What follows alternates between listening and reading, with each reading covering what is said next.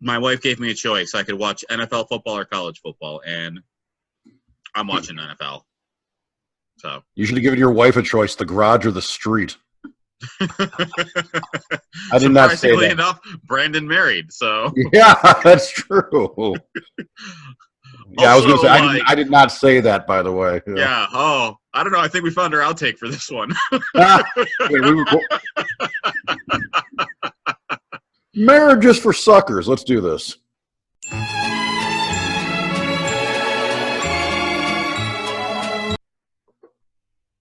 Welcome, Absurdists, to the Football Absurdity YouTube channel. Joining me are my co-hosts Brandon Andreessen and Mike Maxwell. Brandon, Mike, how you guys doing? Perfect. Ready for football. Doing good, Waleed. Thanks for having me, man. All right, we're going to get right into it. So this episode, we're just going to do our football predictions for the year. We're going to keep it nice and short, nice and sweet. First question, which surprise team do you think is going to make the playoffs this year that no one's talking about? It's hard to say.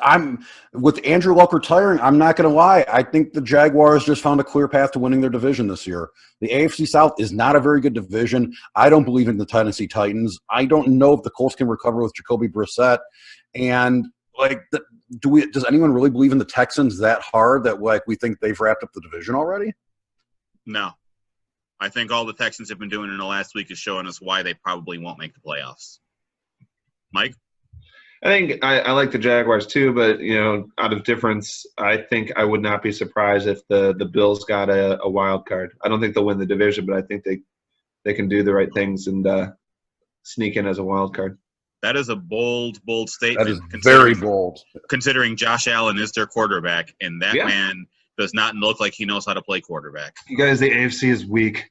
Very. The AFC is terrible. I look at the NFC, and it's so easy to find a surprise team. I'll go. Sorry. No. The AFC, though, anyone could do it because all you got to do is be somewhat mediocre and you can make the playoffs. Yeah.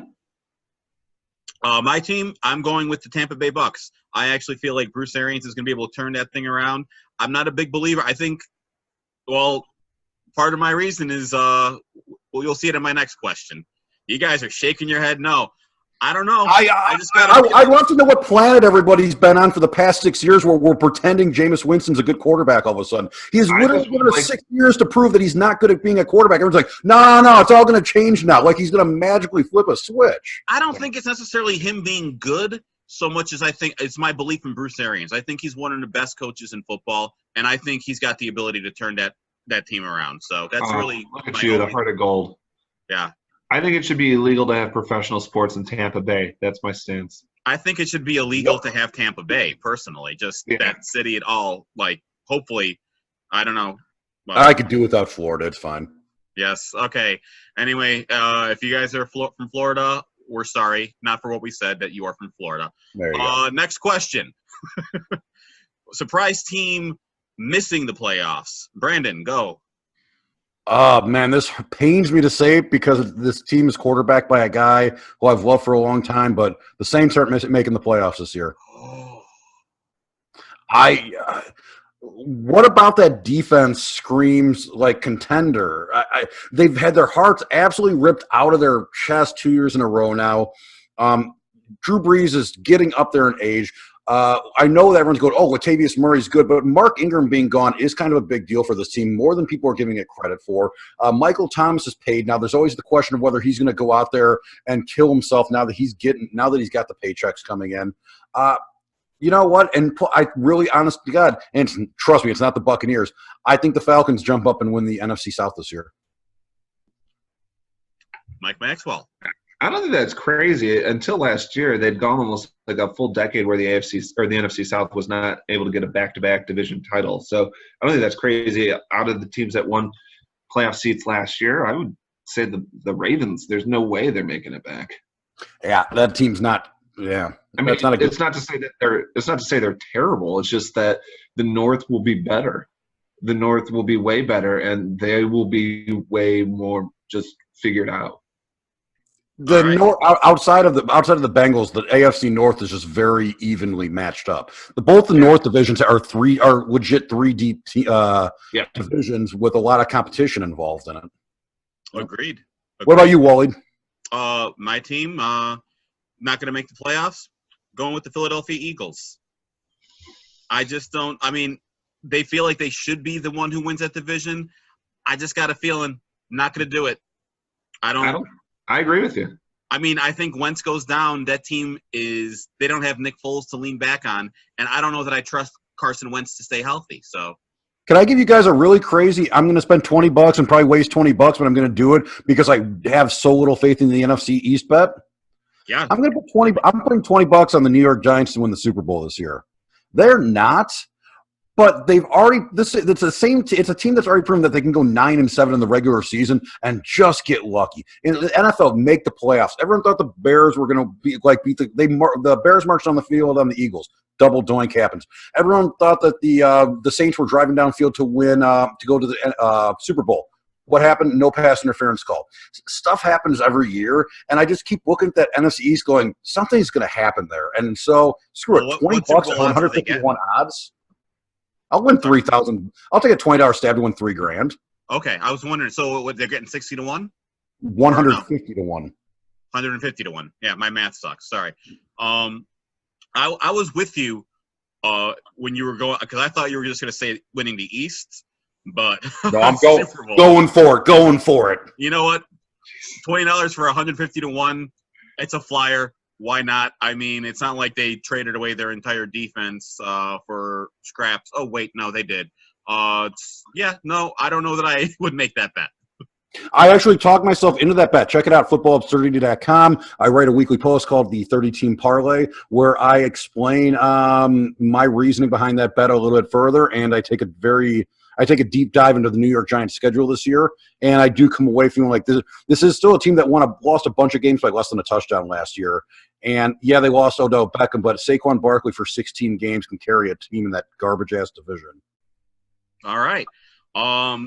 Well, speaking of Super Bowl favorites, we know Brandon likes the New York Giants maybe, but who are your AFC and NFC team to actually make the Super Bowl? Until they prove me wrong, might as well just keep riding the Patriots. Okay, that's your AFC. What about your NFC? I think I picked the LA Rams again, and I wasn't specifically happy about it because they played such a terrible Super Bowl last year. But as long as nothing catastrophic happens with the Rams, they still have a great defense. They still have a very high-powered offense. Until further notice, I think those are still the two best teams in the NFL. Okay. Mike Maxwell, go. I had this down, and then Luck retired. So I wanted a Colts Saints rematch, and it would be traumatic if the Saints made it to the Super Bowl and then lost because it would be 3-year trauma in a row. I think everybody in New Orleans would go crazy. I still think the Saints can make it on the NFC side. On the AFC side, I don't believe in like Kansas City or anything like that. So it would be a flyer on somebody different. So, yeah, I could say the Patriots, but I'll say the Steelers. Okay. You guys are both wrong because you guys live in Chicago and you did not pick the Bears to make the Super Bowl. And the Bears, 100-year anniversary, Bears are winning it all. This is me going completely homer, but Bears are my NFC pick mainly because I just want it to happen. And frankly, they should have the best defense in football. If Mitchell Trubisky makes that next step, he could be he could be the difference to them just being a playoff team to them being a powerhouse. It's just a question of whether he makes that year 2 step in the Matt Nagy offense. As for my AFC team, I can't not bet against Mahomes. Mahomes, there was one bad pass interference call away from making the Super Bowl last year. I love that offense. I mean, Chiefs, Bears, that's what I'm looking at. I think I'm as big of a Bears fan as anybody, but I think a lot of the issues that came up with the Jacksonville Jaguars last year are going to happen with the Bears. A lot of things that the Bears did last year on defense in terms of health and in terms of takeaways isn't very replicable. And all you have to do is look at the Bears cornerback situation, and they are razor thin at cornerback. If one guy goes down, do you really have faith in Duke Shelley trying to guard Steph Diggs or Adam Thielen or Devontae Adams, Martez Scantling, or God help, even Kenny Galladay? They are very, very shallow at cornerback. I was hoping to see them do something on the waiver wires, and they did nothing. So that's a legitimate concern. Like I said, part of this is Homer, but I also think that Chuck Pagano is going to be a lot more aggressive with that front seven, which will hopefully mask any deficiency the secondary might have if injuries occur. Anyway, last question. Breakout player of this season. Which player is going to just blow up to superstardom, do you guys think, this year? Brandon. I'm kind of all over the place with this answer because I'm kind of leaning back and forth on a number of guys. With shout out to Noah Fant on the Denver Broncos, I think he's going to come in and have a big season immediately as a rookie tight end with Joe Flacco throwing to him. But my answer is D.D. Westbrook of the Jacksonville Jaguars. Him and Nick Foles have shown great chemistry early in the preseason. And John DeFilippo, the Jaguars offensive coordinator, said that Westbrook is the best route runner he's ever seen. And DeFilippo's been with the Eagles during their Super Bowl run. He was with the Vikings. And so he's dealt with, Diggs, Thielen, Alshon Jeffrey. And he says Westbrook's the best he's seen. Mike Maxwell, go. By the way, Brandon, wonderful answers. They're just like beautiful essays of just football knowledge. Thank you. And then I'll just get down to brass tacks. It'll be Dalvin Cook. It's going to be Dalvin Cook because he's going to save Kirk Cousins behind completely. He's going to save him and make the team functional. And I actually think the Vikings are going to win the North because they'll actually have a balanced offense and they'll have somebody besides Cousins who can actually handle a clutch moment. I don't believe in Cousins at all.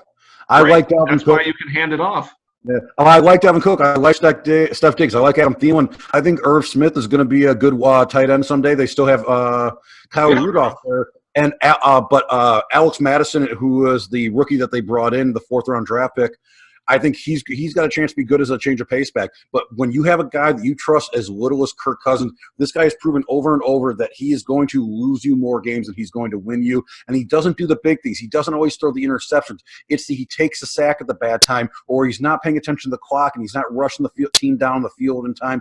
He does the little things at quarterback that really you just want to pull your hair out over. You know what?